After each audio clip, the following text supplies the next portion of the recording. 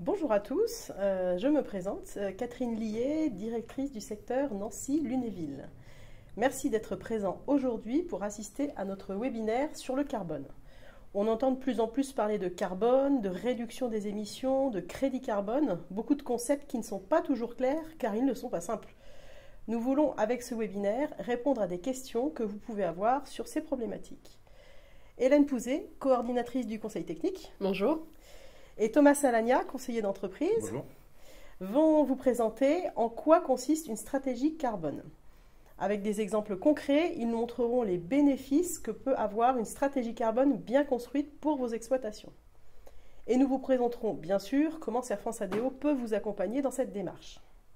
La présentation durera une vingtaine de minutes et nous répondrons ensuite à vos questions.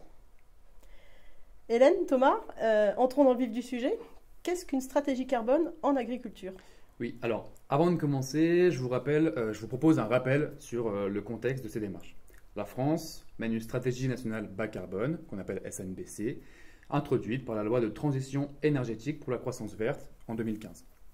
C'est la feuille de route nationale pour lutter contre le dérèglement climatique.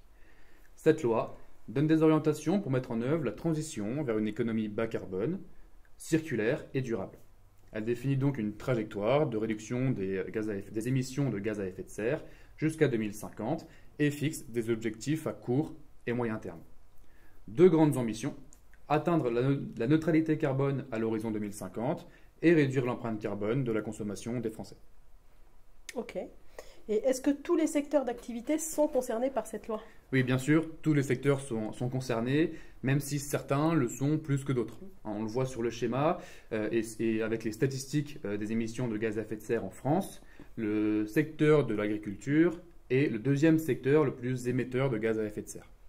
C'est aussi sans doute celui où des solutions peuvent être mises en place le plus rapidement. En effet, toutes les technologies agricoles qui sortent actuellement sont tournées vers cet objectif de réduction des gaz à effet de serre. Je me permets de préciser qu'on parle de carbone ou de gaz à effet de serre.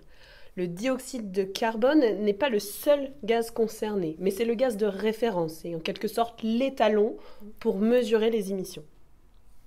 En agriculture, il y a trois principaux gaz à effet de serre. Le méthane, qui est issu de la fermentation entérique, la rumination des bovins produit énormément de méthane, et il est 28 fois plus réchauffant que le CO2. Ensuite, on a le protoxyde d'azote, c'est le champion, 273 fois plus réchauffant que le CO2.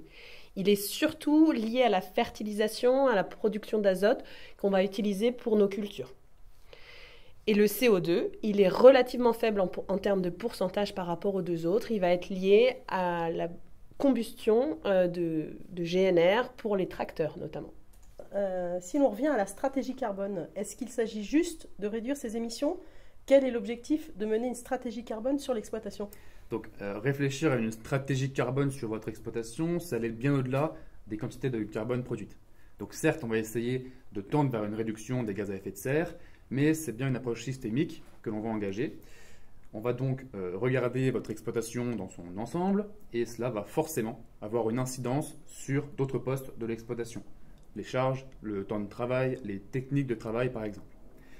La stratégie carbone permet donc à l'échelle globale de contribuer évidemment à la lutte contre le dérèglement climatique, comme le souhaite en fait la stratégie nationale bas carbone, mais aussi sur votre exploitation, dans un premier temps, d'optimiser les résultats économiques, notamment grâce à une meilleure maîtrise par exemple des charges opérationnelles, que ce soit sur l'alimentation, sur les engrais, etc. Elle va permettre également de réfléchir à l'adaptation de votre exploitation au dérèglement climatique pour avoir une exploitation plus résiliente face aux aléas de la météo, comme on le voit ces dernières années, qui sont de plus en plus nombreux et de plus en plus impactants. On va également, avec cette stratégie, accroître les compétences techniques de l'exploitation, avec l'acquisition de nouvelles méthodes, de nouvelles approches, et la réalisation de formations, par exemple. Et enfin, ça permet également de générer une valorisation financière des actions mises en place pour apporter un revenu complémentaire qui n'est pas forcément négligeable. Établir une stratégie carbone, c'est mener donc une réflexion globale sur les dimensions techniques, économiques, environnementales et organisationnelles. Ces quatre aspects sont très importants pour donner un sens et de la force à votre stratégie carbone sur l'exploitation. Merci pour ces explications. Alors concrètement, si je veux me lancer dans cette démarche, comment je m'y prends? Avant toute chose, une précision, c'est que la stratégie carbone se construit dans le temps. C'est un engagement sur 5 ans.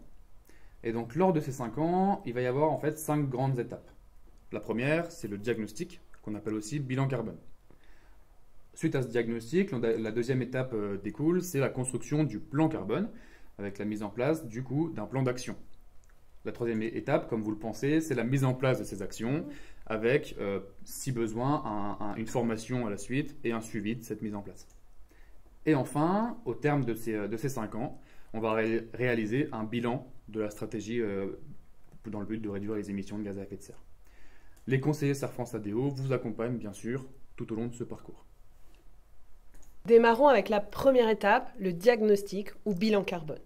À travers ce diagnostic, on va définir l'état de santé de votre exploitation par rapport au carbone. C'est-à-dire qu'on va calculer tout ce qui est émis, ce qui est stocké et ce qui est stocké sur l'exploitation. On va distinguer émissions directes, qui sont vraiment liées aux ateliers et à la manière de travailler sur l'exploitation, ce qui est produit sur l'exploitation.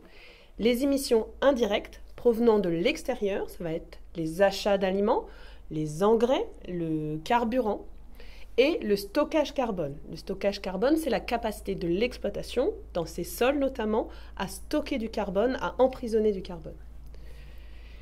Il va falloir tout analyser, les données comptables, les données documentaires, mais aussi vos pratiques. Chaque pratique doit être analysée et on va réfléchir à vos choix d'assolement, on va regarder votre gestion des effluents, vos rotations, tout ce que vous avez mis en place sur l'exploitation. C'est une étape un peu fastidieuse qui prend du temps et c'est un temps qu'il est important de prendre parce qu'on va poser de nombreuses questions pour avoir le bilan carbone le plus précis possible. C'est essentiel pour la bonne analyse et de la situation de départ. Tout va résider dans l'analyse de la situation de départ. Il faut absolument que ce soit représentatif de vos pratiques et de la manière dont vous travaillez. Ok, est-ce qu'il faut que ce diagnostic soit fait par un organisme ou est-ce que l'exploitant peut le réaliser lui-même finalement? Alors, en théorie, un exploitant peut le réaliser seul. Il peut s'engager dans la démarche bas carbone tout seul et déposer son dossier pour être labellisé bas carbone. En pratique, c'est un peu plus compliqué. Hélène le disait, le bilan carbone pose de nombreuses questions techniques et d'analyse de données comptables. Donc en fait, le fait de passer par un prestataire, donc comme Serre France ADO, ça va permettre d'avoir un regard extérieur sur ces pratiques, avoir de nouvelles perspectives et d'autres compétences. Pour réaliser un bilan carbone valable, en plus, il faut des outils spécifiques qui sont peu accessibles parfois pour les exploitants, que ce soit au niveau de leur utilisation, mais aussi au niveau tarif. Et enfin, il faut savoir que les exploitants qui se lancent seuls dans cette démarche font l'objet d'audits de contrôle, pour s'assurer évidemment de la véracité de la démarche. L'exploitant doit donc être en mesure de justifier toutes les données renseignées dans le logiciel, le suivi et la progression et les indicateurs, etc. Oui, en effet, c'est assez contraignant. Et que se passe-t-il une fois que le bilan carbone est réalisé? On passe à la deuxième étape, qui est la construction du plan d'action sur 5 ans. Si on file la métaphore, le plan carbone, c'est l'ordonnance pour votre exploitation. Sur la base du bilan initial, on va ensemble, conseillers et exploitants, identifier les leviers pertinents à mettre en place par rapport à votre système pour réduire les émissions de gaz à effet de serre et accroître les capacités de stockage. Il faudra donc ensemble déterminer vos objectifs pour votre exploitation dans les 5 ans à venir. C'est le plus difficile, il faudra se projeter et le plan carbone ne sera pas du tout le même si l'exploitation est en vitesse de croisière ou à l'aube d'un changement, un arrêt d'atelier, une transmission, ou encore si vous êtes tout jeune installé. Il faut garder en tête que les actions, plus tôt elles sont mises en place, plus le gain carbone va être important. Néanmoins, ça ne sert à rien de surcharger la première année et de ne pas réussir à les mettre en place. Il vaut mieux répartir les leviers et les actions au cours des 5 ans pour construire un plan d'action qui soit réaliste et réalisable.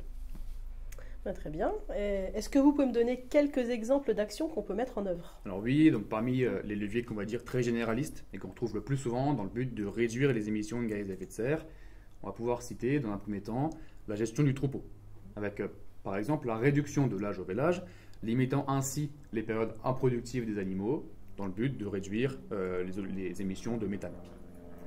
On va pouvoir également travailler sur l'alimentation du troupeau, avec une réflexion sur les concentrés, sur leur provenance par exemple, mais aussi une réflexion, pourquoi pas, sur la ration, pour qu'elle soit la plus optimale possible pour votre production. On peut également travailler sur la gestion des effluents, avec par exemple la mise en place d'une microméta ou l'utilisation d'outils d'épandage et d'incorporation pour minimiser les pertes, par volatilisation notamment. Enfin, on pourra également travailler sur la gestion de la fertilisation, avec un travail sur les quantités pour optimiser les apports et réduire les émissions de protoxyde d'azote. Comme on l'a vu avec Hélène au début de la présentation, le protoxyde d'azote et le méthane sont les deux gaz les plus impactants et les deux gaz à effet de serre les plus impactants.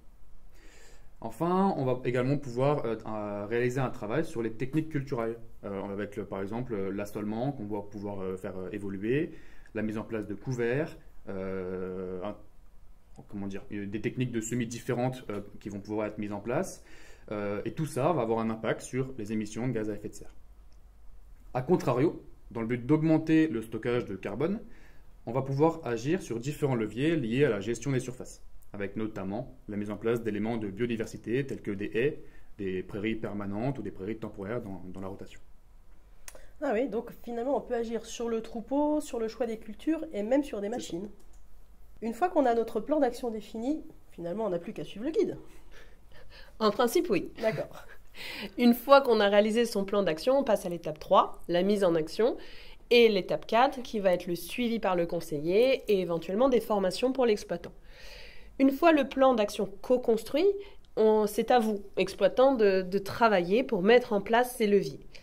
Nous, conseillers, on va être là pour vous accompagner, pour faire un suivi régulier et constater les progrès, les réussites, mais aussi les difficultés. Le bilan et le plan d'action sont établis sur des situations réelles, mais vous le savez bien, les années ne se ressemblent pas. Donc, le plan d'action donne une trame à suivre, mais n'empêche pas les ajustements. Un suivi régulier permet ces ajustements. Et la bonne mise en place des leviers nécessite parfois des formations. Quand on fait des nouvelles choses, il est toujours intéressant de se former pour les faire le mieux possible. Ces formations peuvent être à votre initiative ou alors nous, on peut vous orienter vers des formations qui vous permettent de mettre en place les leviers. Très bien. Et qu'est-ce qui se passe au bout de la 5e année ? Vous êtes arrivé au bout des 5 ans. On va devoir recommencer un diagnostic complet et on va constater l'évolution de l'empreinte environnementale de votre exploitation et éventuellement la réalisation d'un gain carbone. On va se comparer au diagnostic initial. L'objectif, c'est qu'il y ait une réduction des émissions et une augmentation du stockage. Au bout des 5 ans, c'est la fin du cycle. Normalement, vous avez amélioré la performance environnementale de votre exploitation, sa résilience face au dérèglement climatique, accru votre technicité et vos performances économiques. Parfait. Et alors du coup, est-ce que je peux valoriser le carbone que je n'ai pas produit ? Est-ce qu'il faut que j'attende la fin des 5 ans ? Alors non, pas besoin d'attendre les 5 ans. On peut valoriser votre gain à travers la vente de crédit carbone avant ces 5 ans. Et pour cela, il faut être labellisé bilan carbone, bas carbone, pardon. Le label, vous pouvez l'obtenir en fait dès la fin de l'étape 3, enfin dès la mise en place du plan d'action, dès l'étape 2, pardon. Le label bas carbone est un label mis en place par le gouvernement et il garantit une méthodologie pour compter les gains carbone. Chez ADO, on utilise des méthodes qui sont certifiées et des logiciels tels que Cap2ER et Sysfarm. Donc une fois rentré dans le label bas carbone, à la fin de l'étape 2, après avoir calculé votre gain carbone, on va en déduire les crédits carbone que vous pourrez valoriser. Donc comme l'a dit Hélène, et pour récapituler, on va regarder votre situation initiale, donc les émissions de gaz à effet de serre initiales, et on va les comparer aux émissions que vous allez réaliser sur l'exploitation à la fin des 5 ans. C'est cette différence des deux qui va donner votre gain carbone, et une tonne non émise, ou stockée, va être égale à un crédit carbone. Le crédit carbone, on va pouvoir le valoriser autour de 32 € pour l'agriculteur. Attention, il n'est pas nécessaire d'atteindre une émission de gaz à effet de serre à 0. C'est quasiment impossible en agriculture pour valoriser donc vos gains carbone. Et une petite précision, si vous souhaitez vous engager dans cette labellisation pour la récolte 2024, il faut que vous vous manifestiez avant le 1er août auprès du mandataire qui vendra vos crédits carbone. Donc auprès de nous, si c'est nous qui vous accompagnons. Sinon, il faudra attendre le 1er août 2025, et dans ce cas, ce sera bien la récolte 2025 qui vous servira de référence pour le diagnostic carbone de départ. Et comment je m'y prends pour vendre des crédits? Vers quel organisme me tourner? Si vous voulez vendre des crédits, il faut vous engager dans le label bas carbone, comme l'a dit Thomas. Qui dit engagement, dit contrat. Et ça sera la fin de l'étape 2, la signature d'un contrat entre l'exploitant, le conseiller et le mandataire.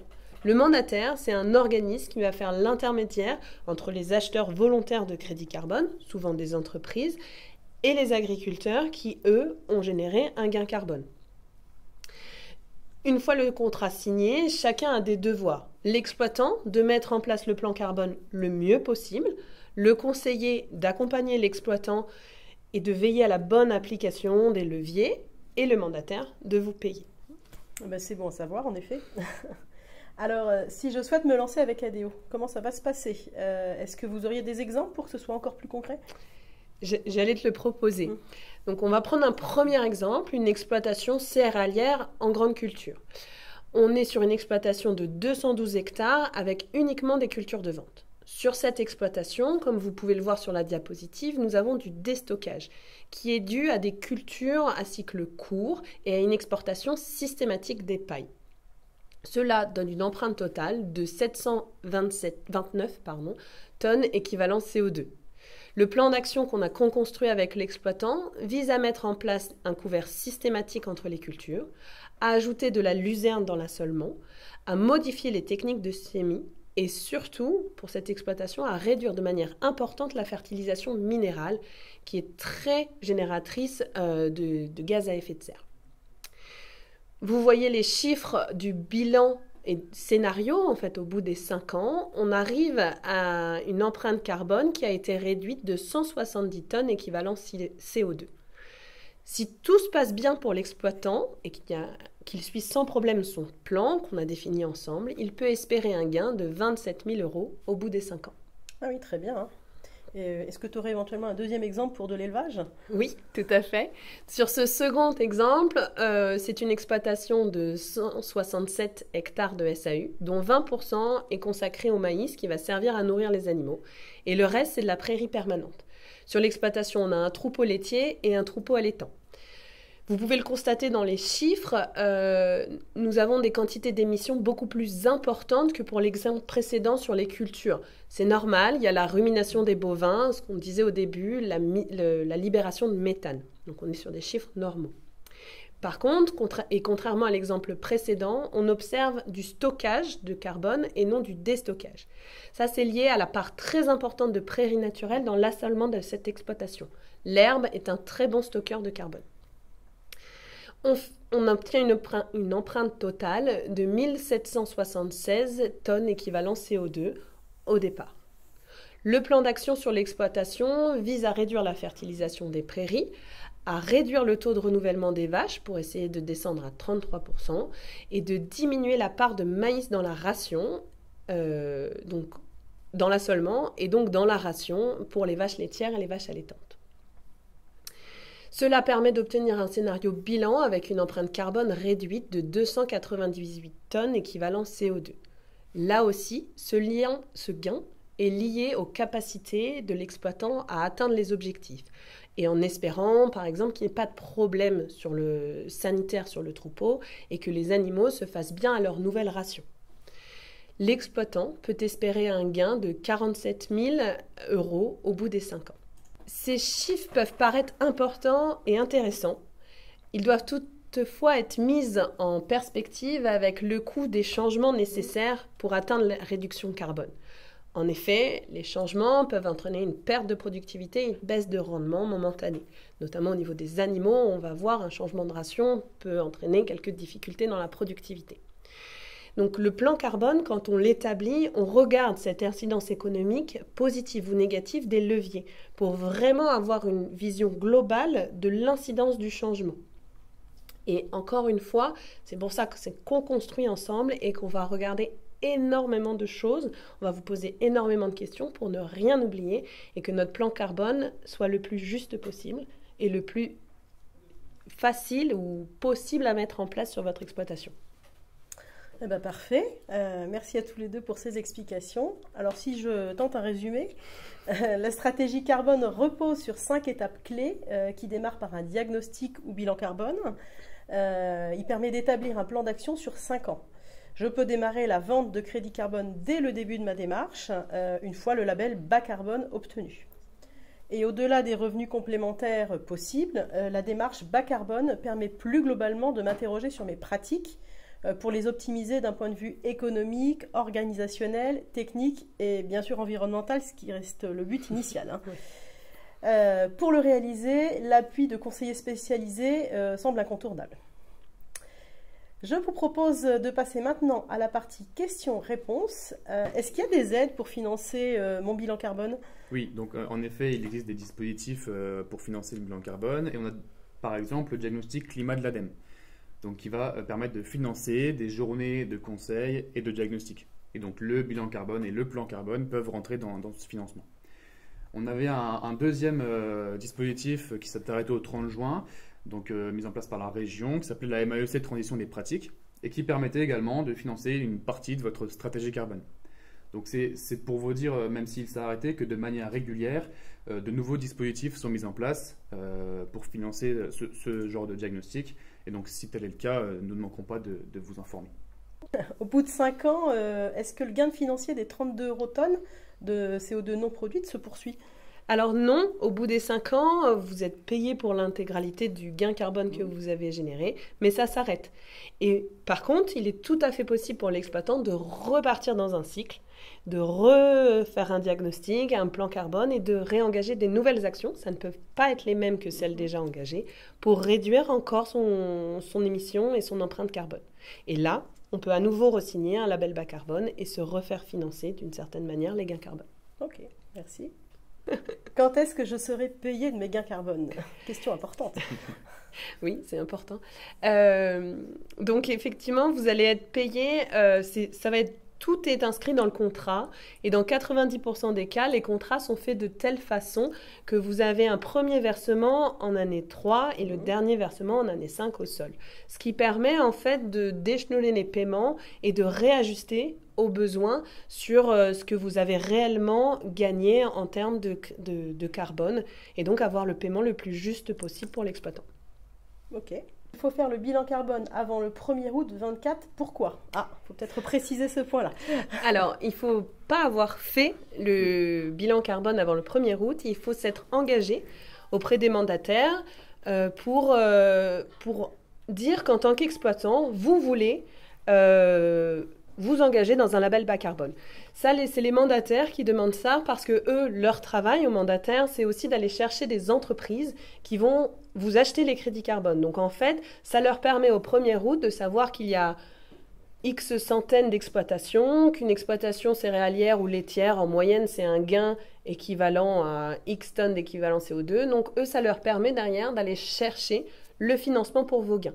Donc en fait, si vous êtes intéressé, vous appelez un conseiller d'ADO, on vous recontacte, on signe un pré-engagement et après, entre le 1er août et la fin de l'année 2024, on va réaliser votre bilan carbone et on va regarder s'il y a des possibilités d'action et de gain carbone. Parce qu'il y a des exploitations qui sont déjà extrêmement performantes et les leviers sont anecdotiques et vont demander beaucoup de temps, beaucoup d'argent pour être mis en place pour un gain minime. Donc en fait, on fait ce bilan carbone, on regarde s'il y a une possibilité de gain. Et si le gain est important ou satisfaisant pour vous, exploitant, on engage la structure. Donc en fait, l'engagement avant le 1er août, c'est juste pour avoir une idée du volume d'argent nécessaire pour le mandataire à aller chercher auprès des entreprises. Parce que je le rappelle, on est sur du crédit carbone volontaire pour les entreprises. Donc c'est elles, dans leur politique RSE ou politique environnementale, qui décident d'aller acheter des crédits carbone. Il faut un minimum de vaches allaitantes ou de surface de prairie? Alors non, il n'y a pas de minimum. Si sur des vraiment très petites exploitations, on a tendance à se grouper pour arriver auprès du mandataire avec un nombre conséquent de crédits carbone à vendre. On ne va pas faire toute une démarche pour 2 crédits carbone, donc ça permet d'arriver avec une plus grosse enveloppe, mais à titre individuel par exploitant, il n'y a pas de minimum. Quel est le reste à charge sur le bilan après les financements possibles? Ça va dépendre, en fait, l'appel à projet dont parlait Thomas des bons diagnostics climat réalisés par l'ADEME n'est pas encore tout à fait finalisé. En tant qu'entreprise de conseil, on a l'appel à projet, on sait techniquement à quoi on doit répondre, mais pour l'instant, on ne sait pas à combien sera financé chaque journée de conseil ou chaque bilan carbone. Ça arrivera dans un deuxième temps, et donc pour l'instant, je ne peux pas vous dire le reste à charge. Dans l'appel à projet de l'ADEME précédent, donc les bons diagnostics carbone, l'ADEME prenait à sa charge 90% du diagnostic carbone.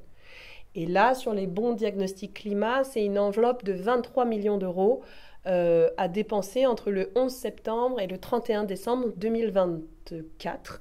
Donc il y a quand même un peu d'argent, mais pour l'instant, je ne peux pas vous donner un chiffre précis sur le reste à charge pour l'exploitant.